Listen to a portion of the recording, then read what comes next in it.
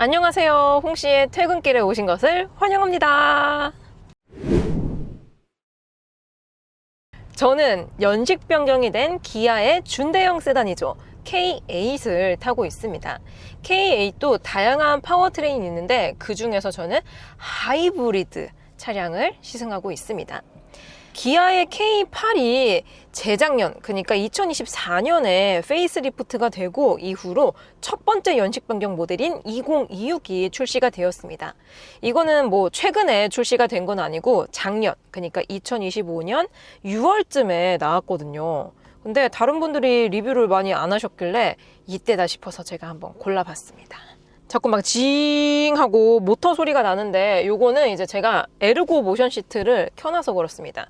요 시트 아래쪽에 버튼을 누르면은 요렇게 운전석 컴포트 스트레칭이라고 나오거든요. 근데 요게 전기 모터로 주행을 하거나 지금처럼 정차 중에는 엔진이 안 돌아가다 보니까 실내가 굉장히 정숙합니다. 그래서 상대적으로 요 이렇게 움직이는 시트의 소리가 조금 크게 느껴집니다. 그래서 첫 번째로 연식 변경이 되면서 도대체 뭐가 달라진 것이냐? 신규 트림이 추가가 되었습니다. 베스트 셀렉션이라고 해서 기본 트림에다가 옵션 몇 가지가 좀 더 껴져 있는 베스트 셀렉션이 추가가 되었고요. 또 시그니처 트림이 K8에서 가장 인기 있는 트림인데 시그니처 트림에서도 기본화된 옵션이 좀 있습니다. 원래 이전에는 그 드라이브 와이즈라고 해가지고 기아 차량들 보면은 막 에이다스, 그러니까 뭐 내비 기반 스마트 크루즈라든지 뭐 후측방 충돌 방지 보조라든지 다양한 에이다스 기능이 묶여 있는 게 있거든요. 그 드라이브 와이즈가 시그니처 트림에서는 기본으로 들어가고 빌트인 캠 2와 지문 인증 시스템 등등이 묶여 있는 스마트 커넥트라는 것도 기본으로 적용이 됩니다. 그러면서 과거 버전, 그러니까 기존 K8 하이브리드 시그니처 트림과 비교했을 때 가격이 오히려 다운이 되었습니다. 요즘 뭐 국산차도 그렇고 수입차도 그렇고 연식 변경되면은 솔직히 말해서 달라진 거 별로 없는데 계속 가격이 슬금슬금 오르잖아요. 근데 기아의 K8, K8은 연식 변경되었음에도 불구하고 가격이 다른 트림들은 동결이 되었습니다. 최고 트림인 블랙 트림을 제외하면은 동결이 되었고 가장 인기 있는 시그니처 트림에서는 옵션을 더 주는데도 불구하고 약 42만 원 정도가 다운이 되었습니다. 보통 이런 경우는 흔치가 않거든요. 근데 이게 약간의 허점이 있습니다. 그러니까 기존의 시그니처 트림에서는 프리뷰 전자제어 서스펜션이라고 해가지고 전방의 카메라와 내비 기반 데이터로 알아서 서스펜션을 조절해주는 기능이 있었거든요. 시그니처 트림에서는. 근데 2026부터는 그게 빠졌습니다. 옵션으로 빠져버렸어요. 그래서 아니 가격이 더 비싸진 게 아닌가 싶을 수도 있는데 가격표를 보면은 프리뷰 전자제어 서스펜션이 109만 원 정도가 합니다. 근데 지금 2026에서 기본으로 넣어주는 게 드라이브 와이즈, 그게 아마 109만 원 정도가 되고 스마트 커넥트도 그게 60인가 80만 원짜리 옵션이거든요. 그러니까 프리뷰 전자제어 서스펜션이 빠진 거는 아쉽지만 그거보다 훨씬 더 많은 옵션이 기본화가 되었기 때문에 전반적으로 가격이 저렴해진 거는 맞습니다. 그래서 신형 K8 하이브리드는 4,206만 원부터 시작을 합니다. 다만 제가 시승 중인 차량은 시그니처 트림에 팟선 들어가 있고 또 요 메리디안 사운드 있거든요. 그러니까 거기서 추가되는 옵션들이 조금 많아가지고 시승 차량 기준으로 차량 가액은 5천만 원 초반대 정도가 됩니다.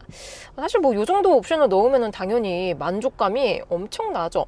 게다가 가솔린 아닌 하이브리드다 보니까 연비가 굉장히 잘 나옵니다.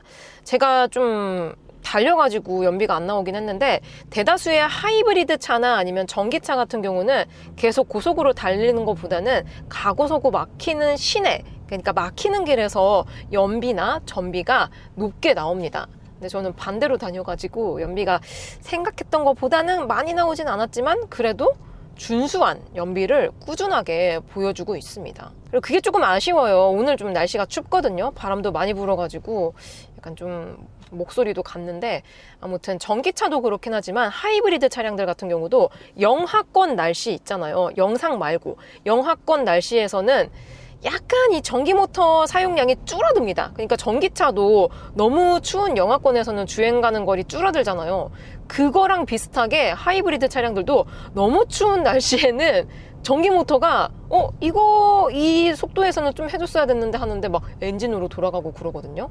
그러니까 일반적인 영상 날씨에 탔었더라면은 연비가 조금 더 잘 나오지 않았을까 싶습니다. 아무튼 영하권일 때 그래도 연비가 꾸준히 리터당 16km 이상은 나왔던 것 같아요. 그래서 이 K8이 사실 페이스 리프트 된 지 얼마 안 됐잖아요. 그런데도 불구하고 그랜저와 다르게 뭔가 가격 상승도 최대한 좀 억제하는 느낌이 들고 해서 찾아봤더니 2025년 판매량에 약간의 힌트가 있지 않나 싶습니다. 2025년 1월에서 12월 기준으로 판매량을 봤을 때 K8은 약 28,000대 정도가 판매가 되었습니다. 여기서 하이브리드 비중은 한 61% 정도가 되고 가장 기본 트림이라고 볼 수 있는 2.5 가솔린은 한 31%, 그리고 나머지는 가스와 3.5가 담당을 하더라고요. 그러니까 K8을 사시는 분들 중에서 10분 중에 6분 이상이 하이브리드를 선택을 하시는 거죠. 확실히 차량이 커지고 세그먼트가 높아질수록 하이브리드의 비중이 좀 높은 것 같습니다. 가장 반대되는 예시로 저는 아반떼 하이브리드를 꼽고 싶거든요. 아반떼 하이브리드는 컴팩트 세단이긴 하지만 또 하이브리드라서 연비도 잘 나오긴 하는데 걔는 오히려 반대입니다. 오히려 가솔린이 비중이 한 60% 정도가 되고 하이브리드가 한 20몇 %밖에 안 됐거든요. 인기가 없어요. 왜냐면은 차량이 작고 세그먼트가 낮을 때는 가솔린 파워트레인도 괜찮은 연비를 뽑아내줍니다. 그러니까 굳이 하이브리드를 갈 필요가 없는 거죠. 비싸기만 하고. 하지만 이게 차 급이 올라가고 덩치가 커지면 이야기가 달라지는 거죠. 그래서 2025년 한 해 동안 K8 생각보다 괜찮거든요. 실제로 타면은 근데 왜 그렇게 판매율이 높지가 않지 해서 찾아봤는데 파워트레인과 플랫폼을 공유하는 그랜저에서 또 답이 있었습니다. 그랜저 같은 경우는 2025년 한 해 판매량이 얼마일 것 같으세요? 무려 7만 1000대입니다. 그랜저가 심지어 판매율 1등도 아니거든요. 근데 K8하고 비교하면 거의 4만 대 넘게 차이가 나기 때문에 솔직히 이거는 게임이 끝났다. 실제로도 이제 K8을 구매하신 분들 중에 후기를 들어보면은 뭐 가격도 뭐 살짝 비싼 감이 없지 않아 있긴 하지만 디자인도 고급스럽고 실내도 넓고 승차감도 편안한데 조용해. 게다가 하이브리드는 연비도 잘 나와. 그리고 기능도 꽤 많이 들어가 있고 인테리어도 뭐 예뻐. 근데 딱 하나의 단점이 있다 하면은 이제 뭐 차 사면 이제 지인들이 알 거 아니에요? 그러면 10명 중에 9명이 그런데요. 너 왜 그랜저 안 샀어? 그러니까 K8, K8의 최대 단점은 뭐다? 너 왜 그랜저 안 샀어? 야인 거죠. 솔직히 그런 말 들으면은 그러니까 한두 번은 웃으면서 넘길 수 있을 것 같거든요. 근데 그게 막 몇십 번 누적이 돼. 그럼 진짜 짜증날 것 같아요. 아니, 내 차 사는데 뭐 돈 보태준 거면은 말을 안 하겠지만 보통 돈을 안 보태준 사람들이 그렇게 자꾸 말을 하니까 그래서 좀 약간 짜증이 날 것 같긴 합니다. 그래서 이런 것들 때문에라도 사실 가격도 그렇고 뭐 성능도 그렇고 승차감도 그렇고 그랜저나 K8이나 비슷하거든요. 하지만 이러한 최대의 단점이 있기 때문에 많은 분들이 그랜저를 고른 게 아닐까 하는 저의 뇌피셜이 있습니다. 그리고 그랜저라는 네이밍이 주는 감성이 있잖아요. 그 네임 밸류 때문이라도 그랜저를 많이 선택을 하시는 것 같습니다.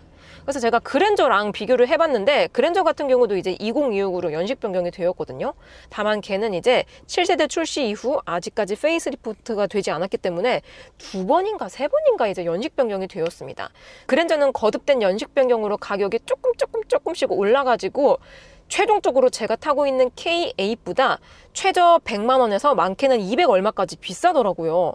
그러니까 옵션을 100% 똑같이 맞출 수는 없지만 비슷하게 맞추면은 시작 가격에서는 K8이 약 140만 원 정도 저렴하게 되고 이제 인기 트림이라고 할 수 있는 K8 시그니처와 그랜저 캘리그라피와 비교했을 때 K8 같은 경우는 HUD가 없어가지고 그것까지 추가를 하더라도 그랜저가 약 240인가 비쌉니다. 물론 그랜저가 세세히 따져보면 옵션이 조금 더 많이 있기는 해요. 그럼에도 불구하고 200 얼마가 차이가 난다. 좀 비싼 거죠. 그래서 너 왜 그랜저 안 샀어? 라는 것만 제외한다면은 저는 솔직히 국산 준대형 세단은 K8이 훨씬 더 괜찮은 선택지다 라고 느껴졌습니다. 일단 뭐 큰 차이가 나진 않지만 소폭이나마 저렴한 가격대를 가지고 있고 또 실제로 타봤을 때 만족감이 상당합니다. 그리고 디자인은 너무나도 주관적인 거라서 정답이 없기는 하죠. 하지만 저는 그랜저도 뭐 나쁘진 않아. 나쁘진 않지만 실제로 내돈내산을 한다면은 K8도 괜찮은 선택지가 될 것 같다라는 생각이 들었습니다. 근데 다만 저는 약간 너 왜 그랜저 안 샀어? 그것 때문에 살짝 스트레스 받을 것 같긴 해요.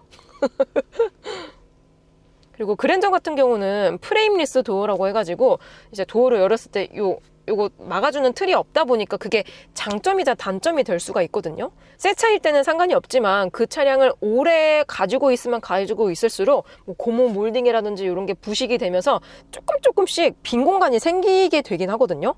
그러면은 거기서 뭐가 들어온다? 소음이 들어온다. 그리고 예를 들어서 뭐 손세차 이제 고압수 뿌리잖아요. 자칫하면은 약간 틈이 벌어져가지고 물이 셀 수도 있고, 요즘 차량들은 사실 그 정도까지는 없는데 외부 소음 유입이 좀 발생이 될 수 있는 확률이 높아지죠. 일반적인 도어 방식과 비교했을 때. 그리고 저는 생각보다 차를 한번 이제 사면 오래 타거든요. 그 전에 차도 7, 8년 정도 탔었고, 지금 타고 있는 차도 솔직히 당장 바꿀 마음은 없어요. 지금 이제 제 차가 출고가 된 지 3년 다 돼 가는데, 사실 보증 기간이 끝나더라도 계속 타지 않을까 싶어요. 아무튼 저처럼 차를 자주 기변하지 않으시는 분들은 오히려 유지라든지 이런 면에 있어서는 일반적인 도어 방식이 좀 더 장점으로 느껴질 수밖에 없을 것 같습니다. 그래서 저는 시그니처 트림을 타고 있긴 하지만 2026으로 연식 변경이 되면서 신설된 그 베스트 셀렉션이라는 트림이 있거든요. 그거는 노블레스 트림 기반의 옵션이 좀 뭐가 많이 들어갑니다.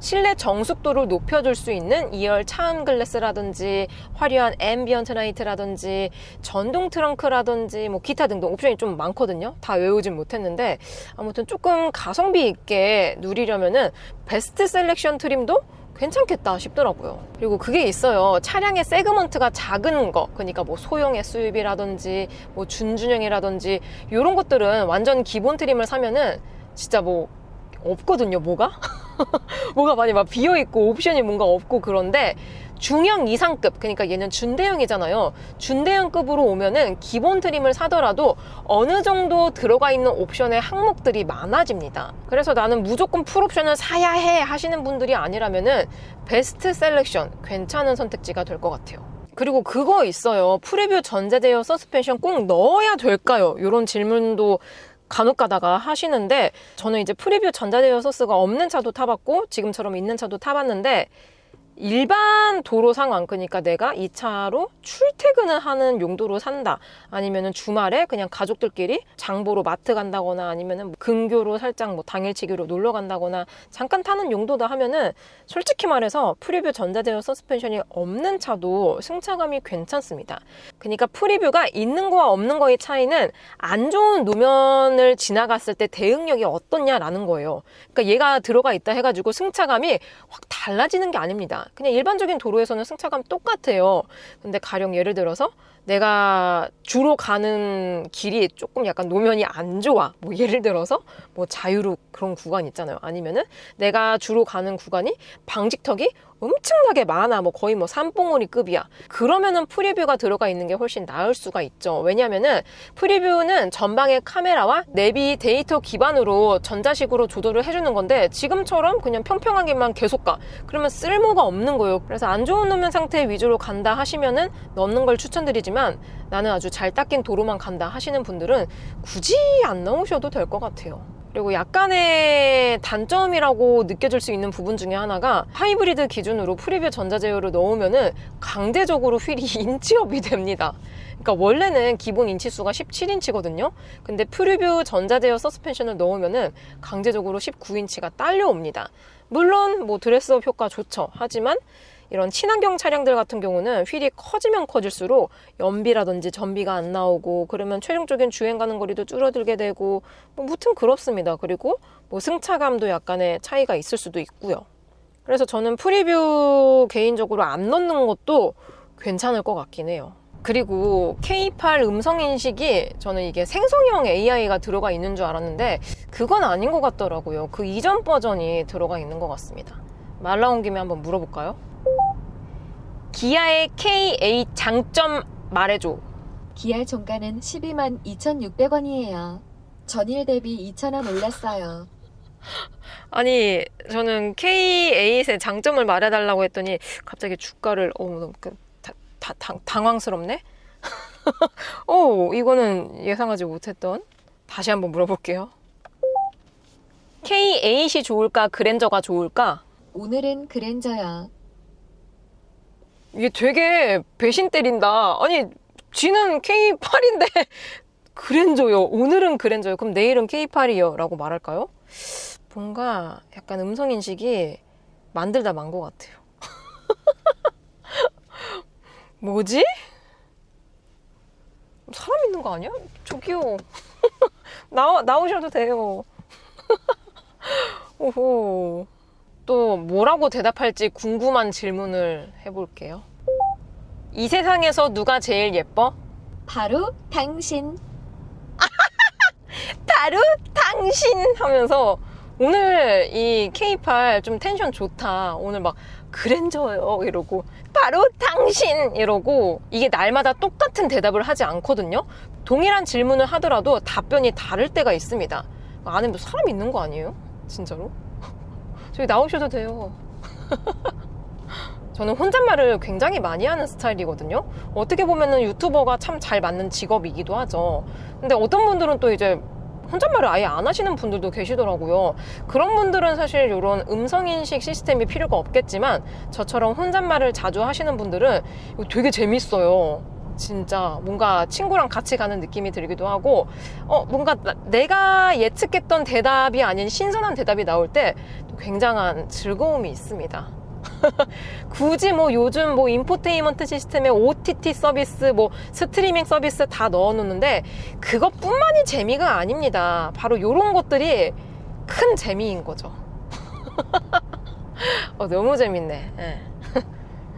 그래서 K8 하이브리드를 타고 다니면서 굉장한 만족감이 있는데 살짝 아쉬운 게 있어요. 요즘 최신 현대기아 하이브리드 차량들을 보면은 핸들 뒤편에 패들 시프트가 있는데 이것도 이제 모든 모델이 그런 건 아닙니다. 일부 모델들은 패들 시프트를 이용해서 회생제동을 조절할 수가 있거든요. 뭐 0단계, 1단계, 2단계, 3단계, 뭐 아이페달 이런 식으로 조절을 해서 다닐 수가 있는데 K8은 그런 기능이 별도로 없습니다. 그냥 차량이 알아서 회생제동을 개입을 시켜줘요. 그러니까 운전자는 무언가를 조절할 수는 없다. 그냥 차량이 해주는 대로 다녀야 된다라는 거죠. 그래서 이게 왜 아쉽냐라고 말을 하냐면은 그거 있어요. 좀 이제 가고속으로 막히는 길에서는 엑셀 밟았다가 브레이크 밟았다가 브레이크 밟았다가 엑셀 밟았다가 왔다 갔다 엄청 많이 하잖아요. 어쩔 수 없이. 근데 전기차라든지 패들 시프트로 회생제동 조절이 가능한 하이브리드 차량들 같은 경우는 회생제동을 예를 들어서 좀 강하게 세팅을 해놔요. 그러면은 내연기관에서는 브레이크를 한 5번 밟아야 되는 상황일 때 얘는 한 번이나 2번 정도만 밟으면은 되기 때문에 확실한 운전 피로도가 줄어들게 되더라고요. 저는 이제 자동차 리뷰어다 보니까 맨날 다양한 차량들을 시승을 하잖아요. 근데 회생제동 조절이 가능한 차량들을 타고 다니면은 진짜 막 되게 편해요. 진짜 편안합니다. 그래서 최근에 제가 세단을 좀 시승을 많이 한 것 같은데 세계의 흐름이 SUV라고 하더라도 세단이 가지고 있는 세단만의 이런 감성들이 있습니다. 확실히 키 큰 SUV들만 타다가 세단을 타면은 말로 표현하지 못할 그 안정감이 있거든요. 뭔가 고향에 온 것 같은? 그래서 그런 안락한 느낌도 있고 또 이제 서울 중심부 같은 경우는 기계식 주차를 사용하는 데도 많잖아요. 근데 웃긴 게 SUV 안 되는 데 되게 많습니다. 차가 큰 것도 아닌데 SUV는 안 돼요. 딴 데 가세요. 이러면 거기서부터 이제 약간 멘붕이 오거든요. 근데 완전 큰 대형급이 아닌 이상 세단은 또 됩니다. 기계식 주차장이. 그래서 그러한 것들도 세단만이 갖는 장점이지 않을까 싶어요. 그리고 지금 이 차량은 시그니처 트림이기 때문에 원격 주차 보조 시스템도 같이 들어가 있습니다. 요거 있는 차 타다가 없는 차 타면은 좁은 주차장에서 너무 불편해요. 진짜 요 기능은 너무 갖고 싶습니다. 여러분들은 퇴근 중이신가요? 오늘 하루도 정말 수고 많으셨고요. 오늘 날씨가 너무 추워가지고 제가 좀 약간 감기가 올랑말랑 하는데 여러분들은 따뜻한 물 자주 드시고요. 네, 감기 조심하도록 하세요. 저는 그럼 다음 영상으로 뵙도록 하겠습니다. 그럼 안녕! 안녕!